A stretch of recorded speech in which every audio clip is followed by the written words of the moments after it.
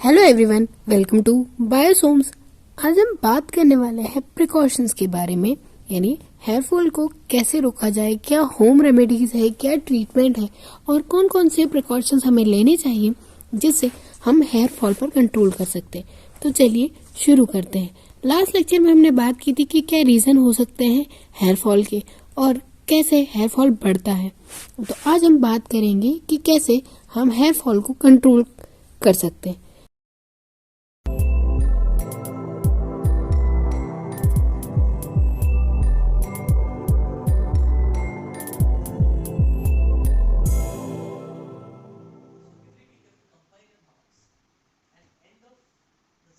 पहले होता है कि रेगुलर हेयर वॉशिंग।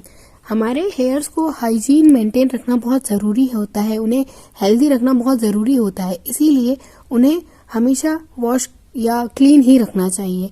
ऐसा नहीं कि वीक में आप एक ही बार हेयर वॉश कर रहे हैं, ऐसा नहीं है। वीक में एटलीस्ट 2 to 3 टाइम्स आपको हेयर वॉश करना चाहिए, जिससे उसमें कोई भी फंगल इन्फेक्शन या बैक्टीरियल इन्फेक्शन ना हो। साथ ही कोई भी डस्ट पार्टिकल जैसे चीजें इकट्ठे ना हो, जिनका एक्यूमुलेशन होने की वजह से भी वो स्कैल्प तक पूरा न्यूट्रिशन नहीं जाने देता है, जिससे भी हेयर फॉल होता है। फिर हेयर स्टाइल करते हुए सबसे मेन चीज का ये ध्यान रखना चाहिए कि आपका रबर बैंड या जो भी टूल्स आप यूज कर रहे हैं, जो भी एसेसरीज आप यूज कर रहे हैं, वो प्रॉपर होनी चाहिए। ऐसा ना हो कि जब आप उसे वापस रिमूव करें तो आपके बहुत सारे हेयर्स उसमें आ जाए। दूसरी चीज़ है, हेयर में हेयर एसेसरीज के साथ साथ जैसे कलरेशन भी बहुत ज़्यादा हार्म करता है। आयरनिंग, आजकल स्ट्रेट हेयर करने के लिए आयरनिंग भी की जाती है, तो ये भी हेयर फॉल को बढ़ावा देता है। बहुत सारे हार्श प्रोडक्ट का यूज किया जाता है ताकि हेयर स्टाइल परमानेंट रहे, यानी हेयर स्प्रे वगैरह, जो कि हार्मफुल होते हैं और ये स्कैल्प में जाकर डिपॉजिट हो जाते हैं और स्कैल्प से हेयर्स को रिमूव करने लगते हैं।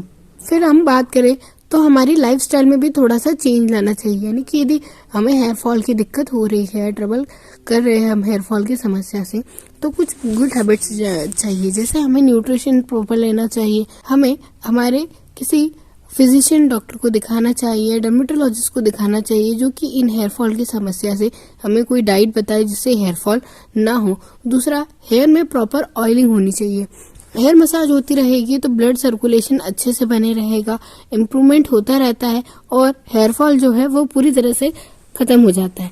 तो अगली चीज होती है स्ट्रेस कम लेना। स्ट्रेस जितना ज्यादा ह्यूमन बॉडी में स्ट्रेस होता है उतने ज्यादा हेयर फॉल इफेक्ट होता है, यानी आपकी यदि स्ट्रेसफुल लाइफ है तो आपका हेयर फॉल होना जरूरी है। चीज आती है लोग अपने हेयर्स को ड्राई करने की जो मेथड है, सही नॉर्मल फटाफट रब करके। फिर आती है हेयर ड्राइंग की चीजें।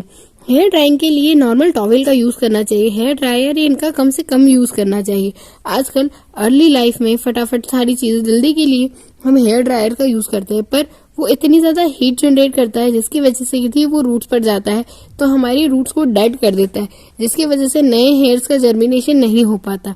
हमेशा सॉफ्ट टॉवेल का यूज करना चाहिए और जेंटली रब करके ही हेयर्स को ड्राई होने देना चाहिए। ये हुई प्रिकॉशंस की बात। अब हम करते हैं बात रेमेडीज की कि किन किन रेमेडीज का यूज करके हम हमारे हेयर फॉल पर कंट्रोल कर सकते हैं। तो सबसे पहले आता है फर्मेंटेड राइस वाटर। जी हाँ, फर्मेंटेड राइस वाटर बहुत ज्यादा न्यूट्रिशंस होते हैं, उसमें प्रोटीन का अमाउंट बहुत ज्यादा होता है, एनरिचमेंट बहुत ज्यादा होता है विटामिन का, इसीलिए वह हेयर फॉल पर कंट्रोल कर लेता है। ऐसे ही स्प्रे जैसे अभी आप यूज कर सकते हैं, या फिर आप शैम्पू के पहले भी इसे लगाकर स्कैल्प पर ऑयल की तरह यूज करके फिर आप हेयर वॉश कर सकते हैं। यदि आप इसे वीक में 2 टाइम करेंगे तो आपकी हेयर फॉल की जो प्रॉब्लम है वो कम हो जाती है। देन फिर आती है एलोवेरा जेल। एलोवेरा जेल कई सारी समस्याओं का समाधान माना जाता है, स्किन के लिए भी है और हेयर्स के लिए भी है। ये साथ ही आपके स्मूथ हेयर भी बनाएगा, डैंड्रफ से भी लड़ता है, ऑयली स्कैल्प को भी सही करता है। बहुत सारी जो चीजें होती है एलोवेरा से सही होती है। तो इसका जो एलोवेरा जेल है उसमें यदि आप योगर्ट या फिर विटामिन ई के कैप्सूल मिलाकर मिक्स करके स्कैल्प पर लगाएंगे और मसाज करेंगे तो ये आपके हेयर फॉल पर कंट्रोल करेगा। दूसरा आता है ऑनियन। ऑनियन जो होता है उसमें सल्फर होता है। सल्फर जो होता है वो कोलेजन के ग्रोथ को प्रमोट करता है और ग्रोथ प्रमोशन की वजह से कोलेजन जितना ज्यादा फॉर्म होगा आपके न्यू हेयर्स की ग्रोथ उतनी ज्यादा होगी। तो ऑनियन का भी आप यूज कर सकते हैं। ऑनियन जूस निकालिए और उसे ऑयल के साथ मिक्स करके लगाइए, या फिर ऐसे भी आप लगा सकते हैं। इसे अच्छे से मसाज कीजिए, ओवरनाइट रखिए और फिर हेयर वॉश कर लीजिए। देन आता है एग। एग जो होता है वो तो प्रोटीन का बहुत अच्छा रिसोर्स माना जाता है, इसलिए उसे भी आप यूज कर सकते हैं। आंवला आंवला विटामिन सी रिच जो होता है और ये आपके हेयर्स को ब्लैक रखने में भी हेल्प करता है। ये आंवला बहुत ज्यादा विटामिन रिच जो होता है, आप इसे ऐसे भी कंज्यूम कर सकते हैं, यानी एज अ फूड न्यूट्रिएंट्स के फॉर्म में भी कंज्यूम कर सकते हैं। इसका पाउडर का यूज भी कर सकते हैं एज अ शैम्पू के फॉर्म में, या फिर ऑयल में मिलाकर मसाज के लिए भी आप इसे यूज कर सकते हैं। ये हेयर फॉल पर बहुत ज्यादा कंट्रोल करता है। देन फिर आता है कर्ड।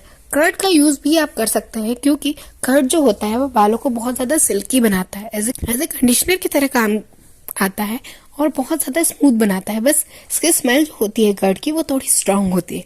उसके अलावा जो फ्यूनाग्रिक यानी कि जो मेथी होती है, मेथी दाना जो होता है, उसका भी आप यूज कर सकते हैं। उसे आप ऑयल में बॉईल कर ले अच्छे से और वो ऑयल फिर आप हेड पर मसाज करें। उससे आपके नए हेयर्स का जर्मिनेशन होगा और साथ ही आपकी जो हेयर ग्रोथ है वो भी इंक्रीज होगी और ये ब्लड सर्कुलेशन में भी हेल्प करता है। कई सारी प्लांट और ट्रीज के पार्ट्स होते हैं जिनका यूज किया जाता है और वो मिनरल रिच्ड होते हैं। जैसे पहले के टाइम में सॉइल का यूज किया जाता था हेयर वॉश करने के लिए, पर यदि आप सॉइल का यूज करेंगे तो सॉइल में पेस्टिसाइड्स का अमाउंट या कोई दूसरे एक्स्ट्रा मटेरियल या वेस्ट मटेरियल का अमाउंट होता है जो कि आपके हेयर्स को हार्म कर सकते हैं। इसीलिए जितने भी नेचुरल इंग्रेडिएंट्स हैं उनका यूज करें जो कि हार्मफुल ना हो, जिससे आपकी हेयर ग्रोथ अच्छी होगी। दूसरे कुछ प्रिकॉशंस ये है कि अपने हेयर में इचिंग ना करें। यदि आपको बार बार ऐसा लगता है कि हेयर में इचिंग हो रही है तो अपने फिंगर्स में ऑयल में डिप करें और फिंगर को हल्के से मसाज करें, जिससे आपकी इचिंग भी हो जाएगी और हेयर मसाज भी हो जाएगी। आई होप कि लेक्चर आपके लिए बहुत ज्यादा यूजफुल रहा होगा।